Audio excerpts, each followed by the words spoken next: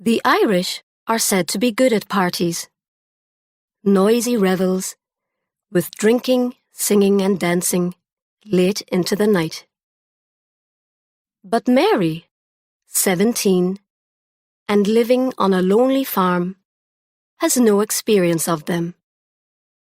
And as she cycles down the mountain road to her first party in the town, she is full of hopes and dreams and expectations.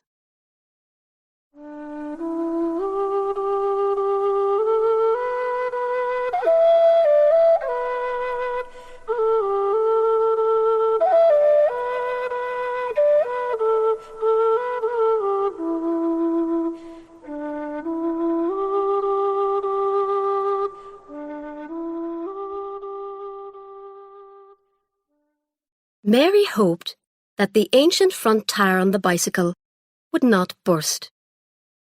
Twice she had to stop to put more air in it, which was very annoying. For as long as she could remember, she had been putting air in tires, carrying firewood, cleaning out the cowshed, doing a man's work. Her father and two brothers worked for the forestry company, so she and her mother had to do everything. And there were 3 children to take care of as well.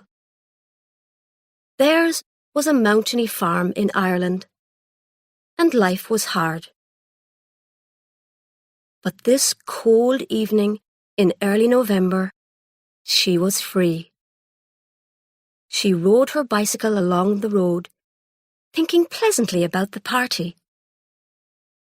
Although she was 17, this was her first party. The invitation had come only that morning from Mrs. Rogers, owner of the commercial hotel. At first, her mother did not wish Mary to go. There was too much to be done, soup to be made, and one of the children had earache and was likely to cry in the night. But Mary begged her mother to let her go. What use would it be? Her mother said. To her, all such excitements were bad for you, because they gave you a taste of something you couldn't have. But finally, she agreed. You can go as long as you're back in time to milk the cows in the morning, and don't do anything foolish, she said. Mary was going to stay the night in town with Mrs. Rogers. She had washed and brushed her hair, which fell in long dark waves over her shoulders. She was allowed to wear the black evening dress that an uncle had sent from America years ago.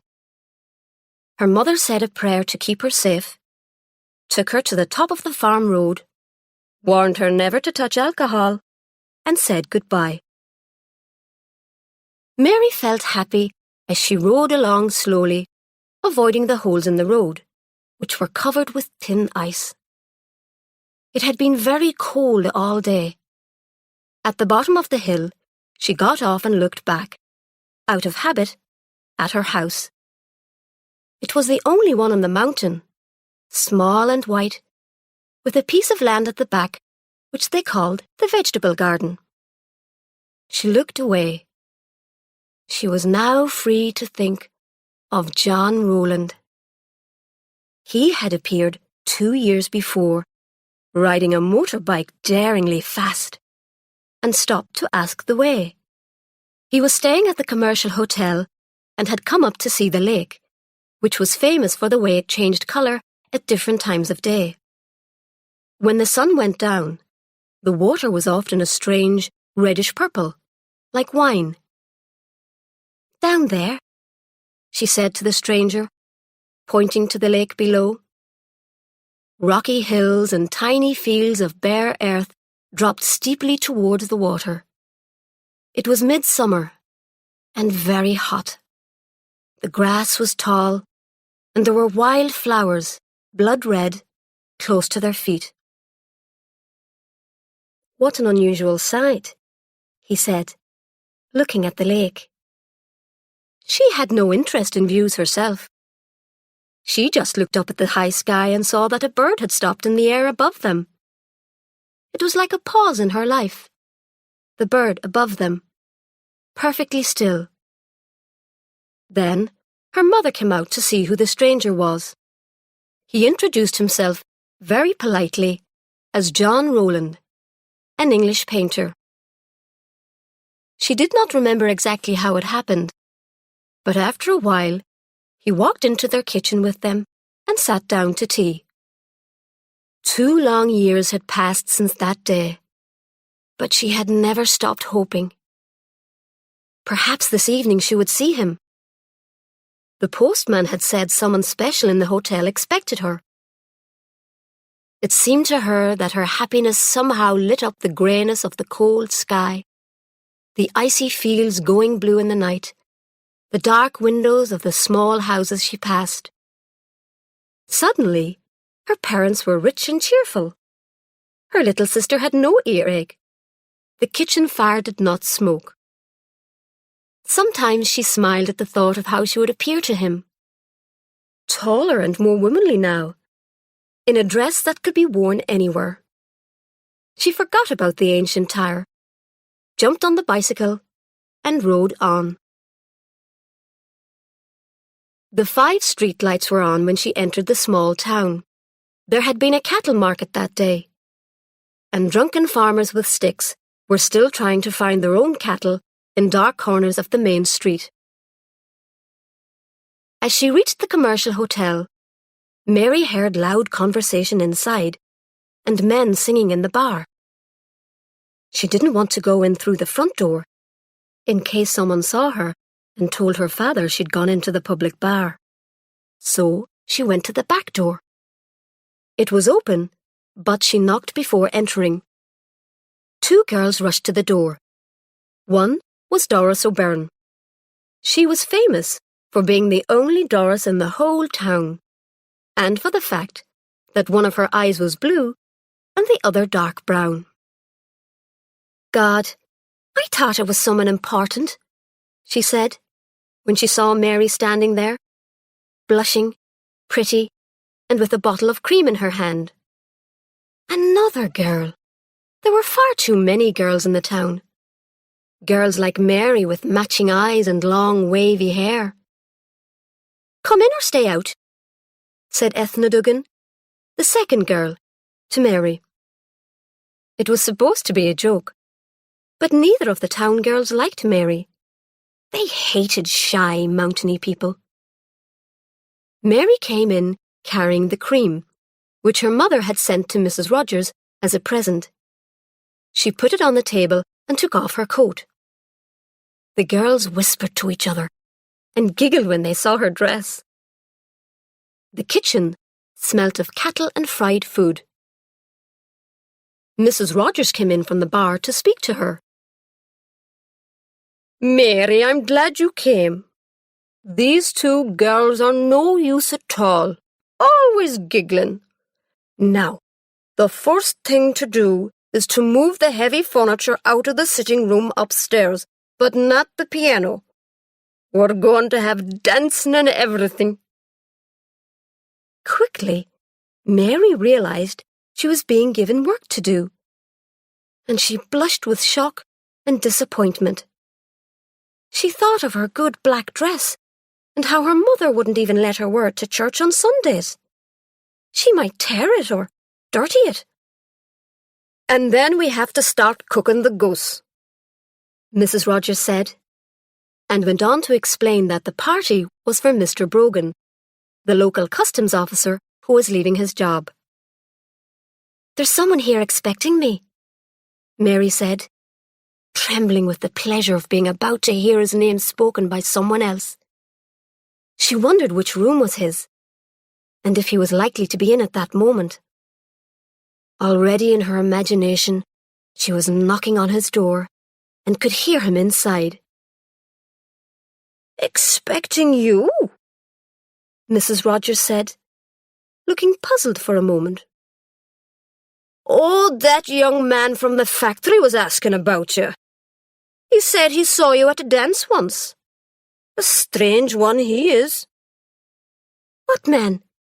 Mary said, as she felt the happiness leaking out of her heart.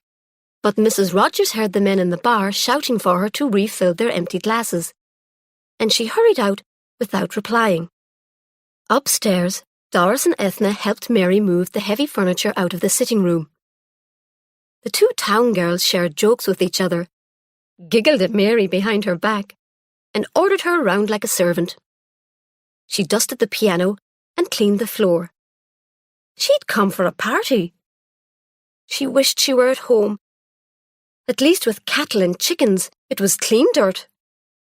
Then, Ethna and Doris told Mary to get the glasses ready, and they went away to drink a secret bottle of beer in the bathroom.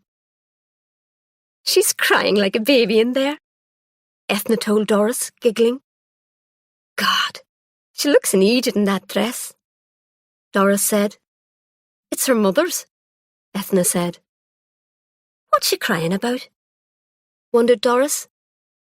"She thought some boy would be here. Do you remember that boy who stayed here the summer before last with a motorbike?" "The boy with the big nose," said Doris. "God, she'd frighten him in that dress. Her hair isn't natural either." "I hate that kind of long black hair," Ethna said, drinking the last of the beer. They hid the bottle under the bath. In the room with the piano, Mary got the glasses ready. Tears ran down her face, though she did not put on the light. She saw what the party would be like. They would eat the goose, the men would get drunk, and the girls would giggle. They would dance and sing and tell ghost stories, and in the morning she would have to get up early and be home in time for milking.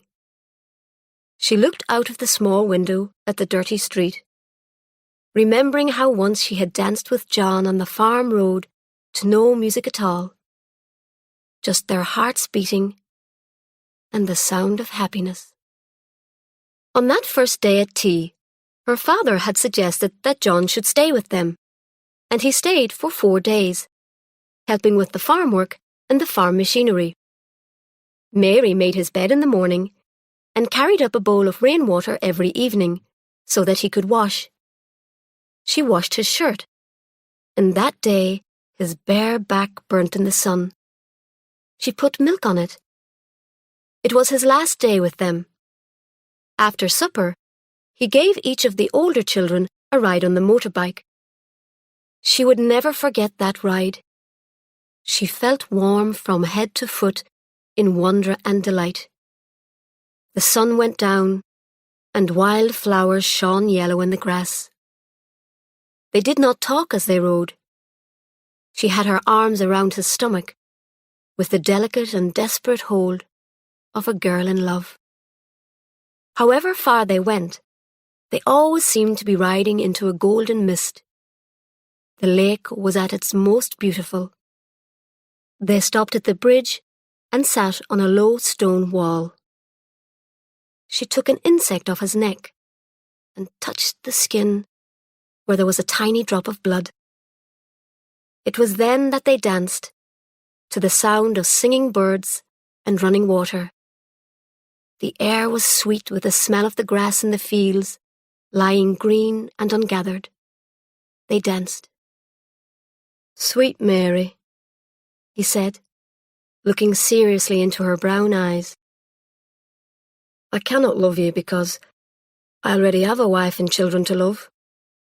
Anyway, you are too young and too innocent."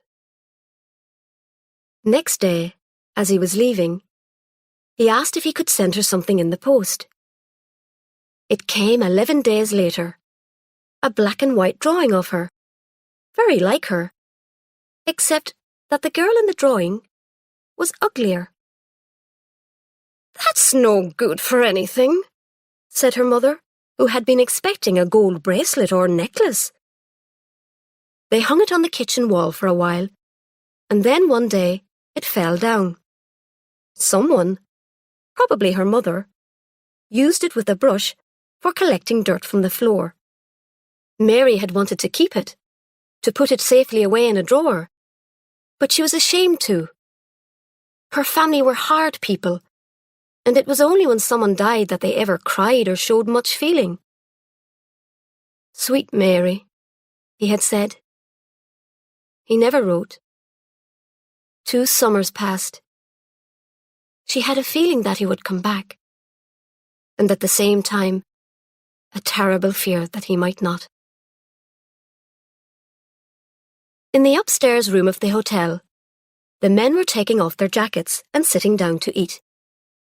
The girls had carried the goose up from the kitchen, and it lay in the centre of the table. Mrs. Rogers had closed the public bar, and now she was cutting meat off the goose and putting it onto plates. She kept Mary busy, serving the potatoes and passing the food around. Mr. Brogan, as chief guest, was served first, with the best cuts of goose. Mary was surprised that people in towns seemed so coarse. When one of the men, Hickey, tried to take her hand, she did not smile at all. She wished she were at home. She knew what her family were doing there. The boys learning their lessons, her mother baking bread, her father rolling cigarettes and talking to himself. In another hour, they'd say their prayers and go up to bed.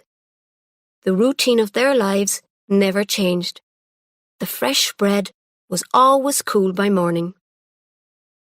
O'Toole, the young man who worked at the factory, had bright green eyes and hair so blonde it was almost white. "No one's offered me any food yet," he said. "A nice way to behave." "Oh, God, Mary, haven't you given Mr. O'Toole anything to eat yet?" Mrs. Rogers said, and she gave Mary a push to hurry her up. Mary gave him a large plateful, and he thanked her, saying they'd dance later. To him, she was far prettier than those good-for-nothing town girls.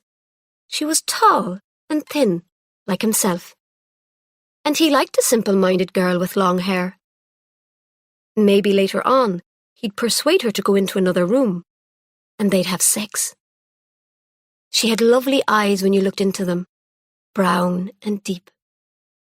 The 5th woman at the party was Crystal, the local hairdresser, who had bright red hair and who did not like the undercooked goose.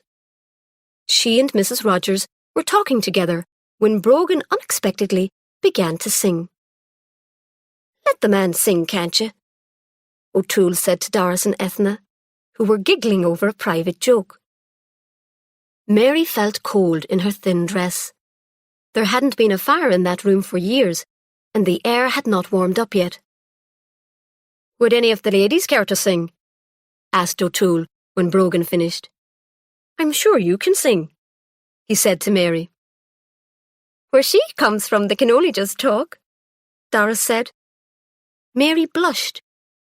She said nothing, but she felt angry. Her family ate with a knife and fork, she thought proudly, and had a cloth on the kitchen table, not a plastic one like this, and kept a tin of coffee in the cupboard in case strangers came to the door. "Christ, boys, we forgot the soup," Mrs. Rogers said suddenly, and hurried out with Doris to fetch it from the kitchen. After the soup, O'Toole poured out 4 glasses of whiskey, making sure that the level in each glass was the same. There were bottles of beer as well. The ladies had gin and orange. "Orange for me," said Mary. But when her back was turned, O'Toole put gin in her orange. They all raised their glasses and drank to Brogan's future. Long John Salmon, the 4th man at the party, asked Brogan about his plans, and Brogan began to talk about the things he wanted to do to his house and garden. "Come on, someone tell us a joke," said Hickey after a while. He was bored with gardening talk. "I'll tell you a joke," said Long John Salmon. "Is it a funny joke?" Brogan asked. "It's about my brother Patrick," Long John Salmon said. "Not that old thing again," said Hickey and O'Toole together. "Oh, let him tell it," said Mrs. Rogers, who had never heard it. Long John Salmon told a story about his brother, who died, but came back a month later as a ghost, walking through walls and around the yard. "Ah, God, let's have a bit of music," said Hickey, who had heard that story 9 or 10 times. It had neither a beginning, a middle, nor an end. They put a record on, and O'Toole asked Mary to dance. Brogan and Mrs. Rogers were dancing too, and Crystal said that she'd dance if anyone asked her. Mary felt strange. Her head was going round and round, and in her stomach there was a nice feeling that made her want to lie back and stretch her legs, a new feeling that frightened her. O'Toole danced her right out of the room and into the cold passage beyond, where he kissed her, clumsily. Inside the room, Crystal had begun to cry, sitting at the table with her head on her arms. Gin and orange always made her cry. "Hickey, there is no happiness in life," she cried bitterly. "What happiness?" said Hickey, who was full of drink. Doris and Ethna sat on either side of Long John Salmon, talking sweetly to him. He was a strange man, but he owned a large fruit farm, and he was still single. Brogan, breathless from dancing, was now sitting down, with Mrs. Rogers sitting on his knees. The record finished, and Mary ran in from the dark passage away from O'Toole, who followed her in, laughing. O'Toole was the first to cause trouble. He became offended when Mrs. Rogers prevented him from telling a rude joke. "Think of the girls," Mrs. Rogers said. "Girls?" O'Toole said nastily. He picked up the bottle of cream and poured it over the few remaining bits of goose. "Christ, man," Hickey said, taking the bottle of cream away. Mrs. Rogers said it was time everyone went to bed, as the party seemed to be over. All the guests were staying the night at the hotel. The 4 girls were going to share one room. In the bedroom, Mary sighed. Before they could go to bed, they had to move the heavy furniture back to the sitting room. She could hear O'Toole shouting and singing in another room. There had been gin in her orange. She knew now, because she could smell it on her breath.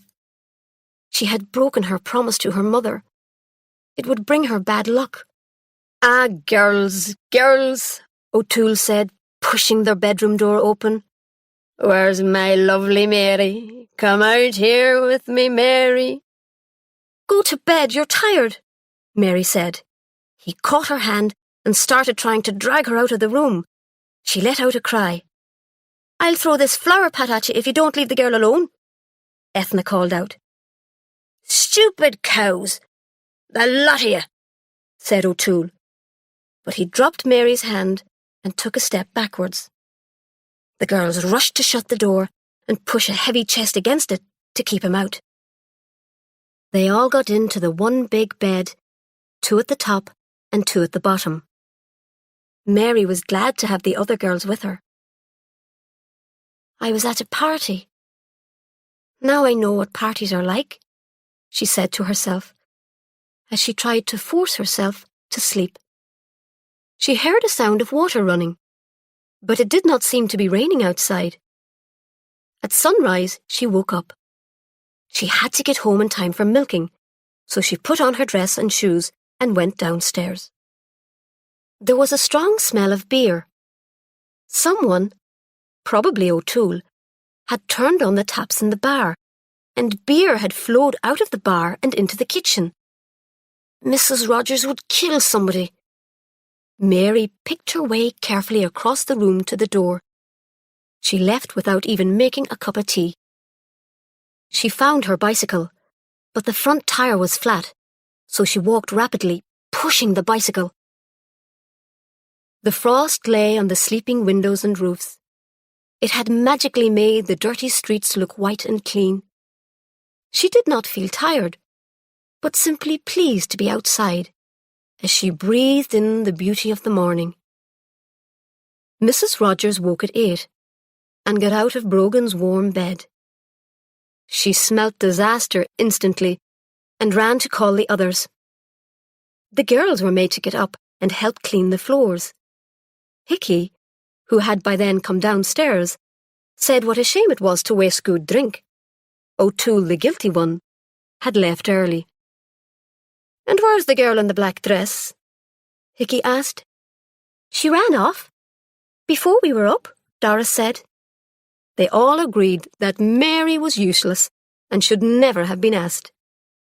"And she was the one who encouraged O'Toole and then disappointed him, so he got angry," added Doris.